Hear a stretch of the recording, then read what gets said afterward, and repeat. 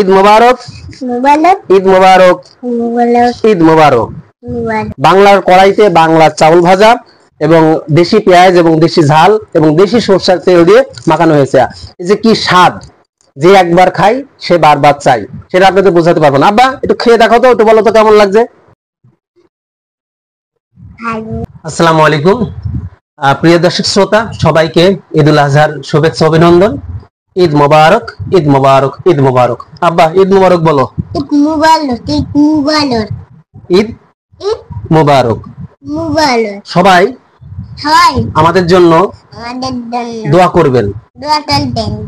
প্রিয় দর্শক শ্রোতা, দেখেন আমরা তো সবাই ঈদের দিন গোশ ভাত পোলাও খেয়ে থাকি। আমার ছেলে এবং আমি দেখেন আজকে নতুন একটি খাবার আপনাদের সামনে উপস্থাপন করেছি। এই যে দেখতে পাচ্ছেন সেমাই, আচ্ছা লুচি ছিল, লুচি করা আমরা খেয়ে ফেলেছি। এই যে দেখতে পাচ্ছেন বরফি। এর সাথে ঈদের দিন আমরা চিন্তা করলাম একটু ভিন্ন কিছু ধরনের করে, যেটা একটু মুখে রুচি আনবে। তা দেখেন এই যে দেখেন প্রিয় দর্শক শ্রোতা, দেখতে পাচ্ছেন কি বলেন তো, চাউল ভাজা, ঝাল পেঁয়াজ এবং সর্ষের তেল দিয়ে আমরা এটা ইয়ে করেছি। সাথে মনে করেন সেমাই আছে, বরফি আছে, তারপর লুচি আছে, তারপর গোশ ভাত তো সকালে খাওয়া হয়েছে। আসলে দেখলাম যে একটু যদি চাউল ভাজা খাওয়া যায়, আসলে একটু ভিন্ন রকম, সবাই মনে করেন ভিন্ন ভিন্ন খাবার রান্না করে।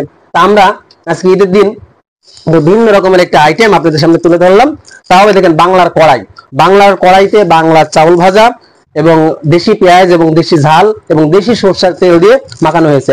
এই যে কি স্বাদ, যে একবার খাই সে বারবার চাই, সেটা আপনাদের বোঝাতে পারবো না। আব্বা একটু খেয়ে দেখো তো, একটু বলো তো কেমন লাগছে।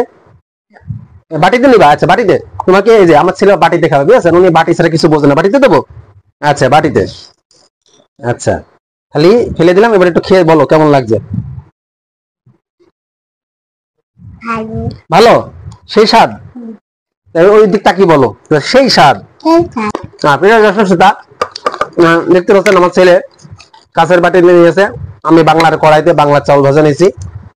আসলে ঈদের দিনটা আপনাদের সাথে একটু আনন্দ উপভোগ করার জন্য, একটু মজা চলে আজকে আমি এটা করলাম। আর আসলে সবাই তো মনে করেন ঈদের দিনে গোশ, পোলাও, মাংস, লুচি, তারপরে সেমাই, তারপরে বরফি, বিভিন্ন রকম খাবার খাই। তা আমি দেখলাম যদি একটু ভিন্ন কিছু করা যায়, এই জন্য আমি মনে করেন এই বাংলার কড়াইতে বাংলার চাউল দিয়ে, বাংলার সর্ষের তেল, বাংলার ঝাল, বাংলার পেঁয়াজ দিয়ে এটা করেছে। এবং সাথে আপনার বুটের ডাউল আছে, সবই আমাদের বাংলাদেশির ফল এবং এগুলা আসলে খুবই সুস্বাদু। তা আপনাদের কাছে কেমন লেগেছে অবশ্যই জানাবেন। ভিডিওটা কেউ যেন অন্যভাবে নেবেন না, জাস্ট একটু বিনোদন দেওয়ার জন্য করা হয়েছে। তা সকলে ভালো থাকুন, সুস্থ থাকুন এবং আমাদের সাথে আপনারা সবাই উপভোগ করুন। একটু খেয়ে দেখেন, এই দেখেন